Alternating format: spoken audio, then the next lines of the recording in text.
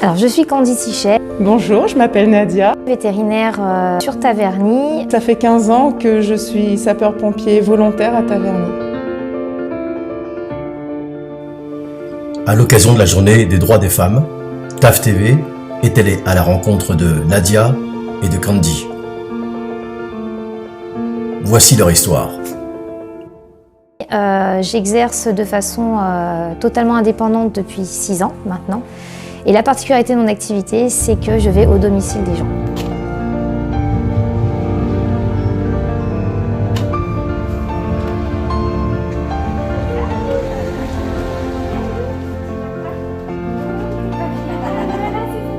Alors l'avantage de me déplacer à domicile, avantage pour les animaux, aucune source de stress, enfin quasiment pas.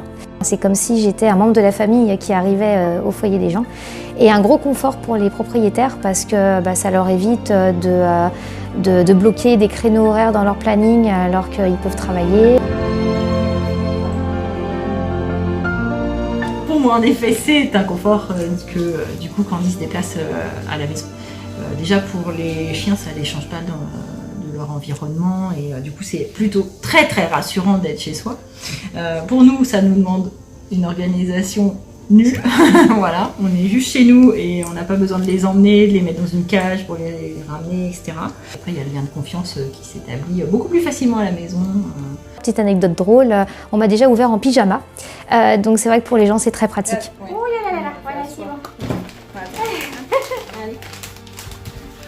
C'est important la récompense à la fin ? Ah, toujours, c'est le rituel. Alors c'est un métier qui se féminise de plus en plus.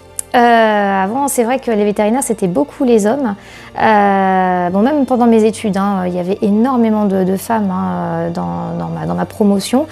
Et c'est vrai que l'approche pour les gens, j'ai remarqué dans certaines remarques qu'on m'a faites, qu'il y avait une certaine douceur chez les femmes, que les gens appréciaient beaucoup, surtout par rapport au contact avec leurs animaux, parce qu'ils ont besoin de cette douceur-là.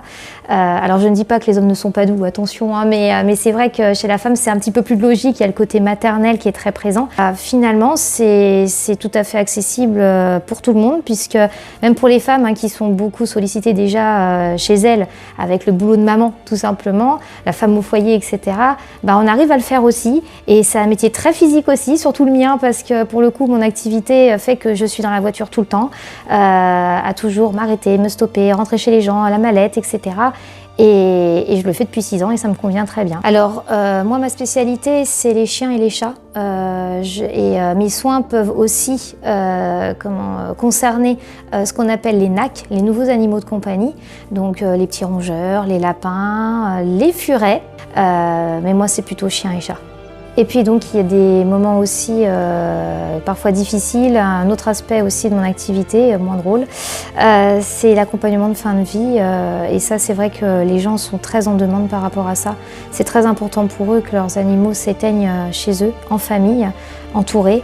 Donc c'est compliqué, mais au moins je leur permets de les accompagner dans un soulagement. Pour moi ça reste un soulagement. Et si je peux contribuer à ça, c'est très bien. Si je me souviens bien, quand j'étais enfant, je voulais devenir vulcanologue. Alors vous allez me dire, rien à voir avec les pompiers. Et je voulais absolument sauver les gens parce que quand je demandais à ma famille, mais qu'est-ce qui va arriver quand le volcan va se mettre en activité? Parce que je vivais dans le sud de la France, là où il y a un volcan justement, et je posais beaucoup de questions. Et on me disait, les gens risquent de périr. Et c'est peut-être de là que ça a commencé déjà quand j'étais enfant, de vouloir absolument faire quelque chose pour la population en général. À l'époque, on me disait, oui, c'est pas pour les filles. Ok, bon, c'était quand même là dans un coin, vulcanologue, pompier aussi, parce qu'il y avait une caserne justement qui était pas loin de la maison. Donc que ce soit vulcanologue ou surtout pompier, on m'avait dit, c'est pas pour une fille. Et adolescente, une fois, je suis tombée sur un téléfilm américain. C'était la première femme pompier. Du coup, elle s'appelait Nancy. Ça m'a tellement marquée. J'ai décidé de devenir pompier à la suite d'un accident de voiture. C'était la révélation. J'étais en vacances aux Antilles. J'étais en vélo. Quand je me suis faite renverser, les gens ont eu tellement peur. Ils étaient autour de moi. Personne n'a rien pu faire. Tout ce dont je me souviens, c'est que la personne qui m'a renversée est venue me voir a fait un visage avec des expressions de dégoût parce que je devais être dans un sale état. Il est parti, il a pris la fuite. Et là, vous allez me dire, mais quel rapport avec cette vocation de pompier? Eh bien, justement, je sais ce que c'est que de se retrouver seul, sans personne. Et c'est là que j'ai ressenti la solitude d'une victime. Et c'est là que la vocation m'est venue. La plupart des épreuves, mieux vaut en faire un tremplin pour aller plus haut, plus loin et d'avoir une autre vision des choses plutôt que de s'apitoyer sur son sort. Donc le quotidien d'un sapeur-pompier, il y a du sport durant la garde. Voilà, ça arrive qu'au beau milieu du sport, on décale. Voilà, vous êtes en train de courir là, dehors. Vous entendez le bip.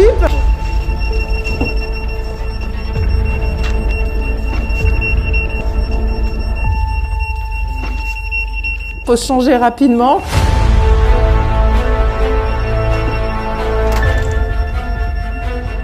Faut se dépêcher.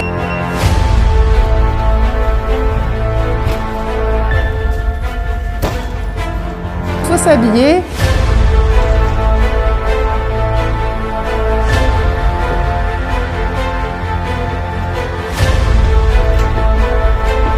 L'intervention n'attend pas.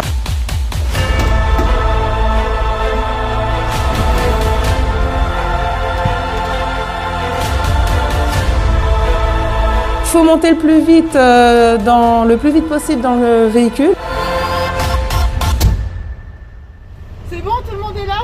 Pour le conducteur, comme pour tout le monde, peu importe le poste, on fait le vide. Ok. On est concentré. Évidemment, on ne porte pas le casque quand on conduit par rapport au respect pour les morts au feu.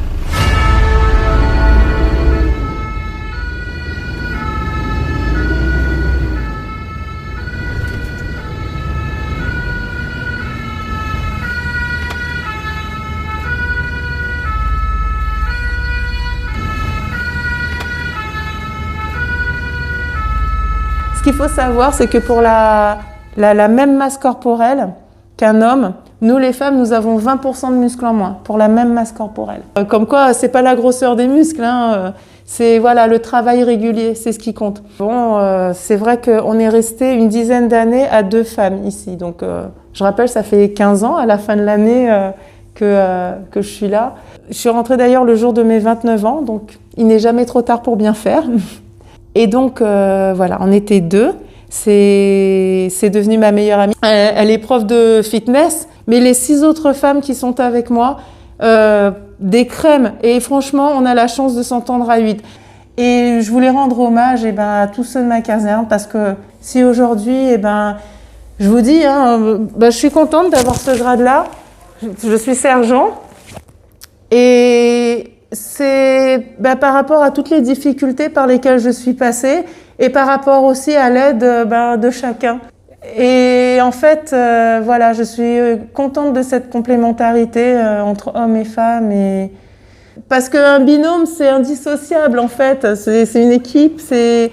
Et en fait, un homme, une femme, même dans une caserne, c'est indissociable, c'est complémentaire. Et donc, on a beau être une femme dans un milieu d'hommes, c'est pas un handicap. Donc, j'espère qu'au travers de mon témoignage, vous sentirez que, il faut aller jusqu'au bout de ses rêves. Pour conclure, encore merci à TAF TV. Merci encore.